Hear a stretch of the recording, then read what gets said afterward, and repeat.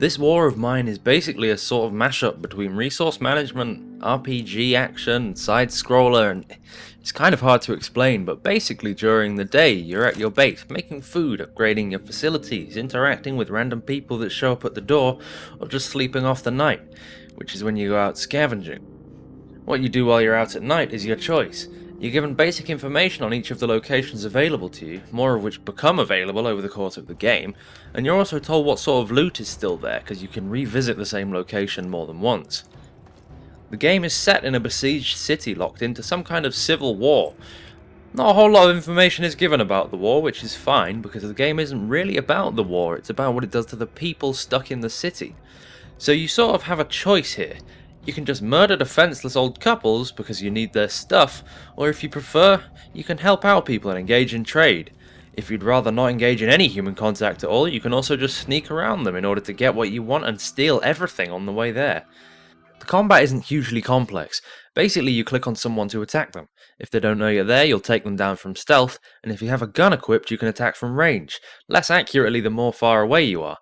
The combat is more about choosing your moment than anything else. If you try to run straight towards a soldier with an assault rifle flailing a knife around, then you're going to die. But if you manage to get behind them unseen, then it's a relatively easy kill, assuming they don't have friends. Which makes a point.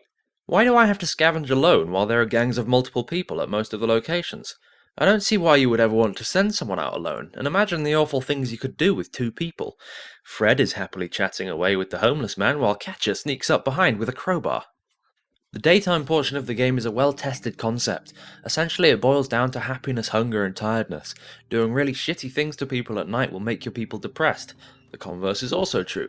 If you save a young girl from a rapist, as the game sets you up to do, your hero will be gloating to themselves by it for a week or so.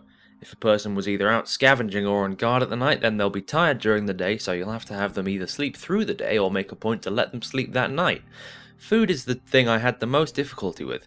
Occasionally you'll get lucky and get a few days worth of food out of scavenging, but you'll have to try and pull together any scraps you can get, with small animal traps and eventually a vegetable garden, but that's quite an advanced thing to build, so it'll take quite a while to get to.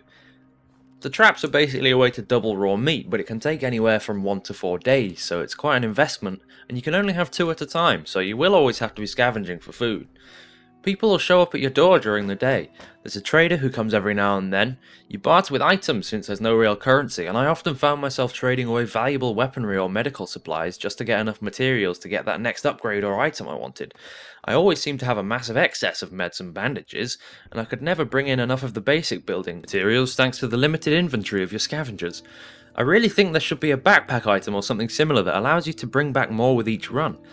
The base carry capacity of your people varies, but I've only ever had it between 8 and 12, which isn't very much considering the inventory screen seems to show far more slots than that. The game really had sucked me in for the first 12 days, but then things really seemed to slow down a bit, and I started to realise that there really isn't that much to do. You get a couple of water collectors going so that you pretty much always have clean water to cook with, and you get a decent supply of fuel to heat the place up once the winter comes, and then you use whatever you have left to board up the breaches in the walls and build furniture and tools.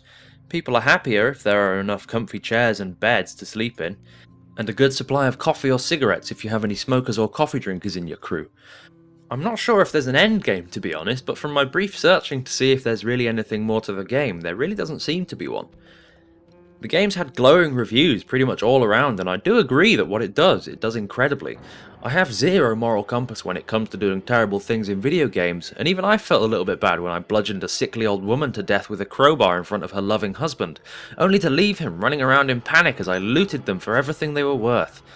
My problem is that at some point for me the game just became monotonous, going out every night to get a few more things to get that next upgrade, then waiting through the day just in case there was a random event, only to do the same thing the next night, and the next night, and the next night, and the next night, and the next night, and the next night.